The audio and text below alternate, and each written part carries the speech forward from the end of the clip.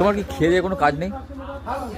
হ্যাঁ, এই সরস্বতী পুজোর এই কদিন আগে গেল, তোমার কি মাথা ফাথা একদমই পুরো খারাপ হয়ে গেছে তোমার নাকি? আমাকে ফোন করে ডাকছো যে সিমেন্টের ঠাকুর তুমি দেখে যাও এসে। ঠাকুরটা নাকি দাদা বলছে এটা সিমেন্টের ঠাকুর। দেখো এটা সিমেন্টের ঠাকুর। হ্যাঁ, কি প্রমাণ? ইয়ে প্রমাণ কি আছে? এটা প্রমাণ কি আছে? হ্যাঁ হ্যাঁ হ্যাঁ হ্যাঁ দর্শক, একদম পুরো ঠিক।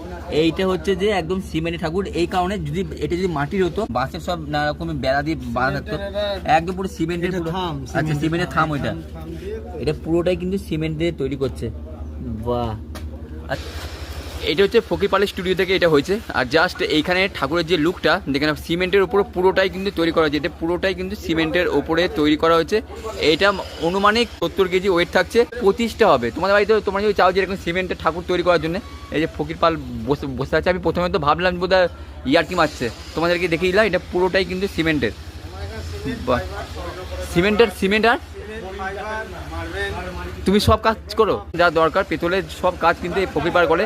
নাম্বারটা কিন্তু স্ক্রিনে চলছে, তোমরা অবশ্যই কিন্তু কন্ট্যাক্ট করে নিতে পারো।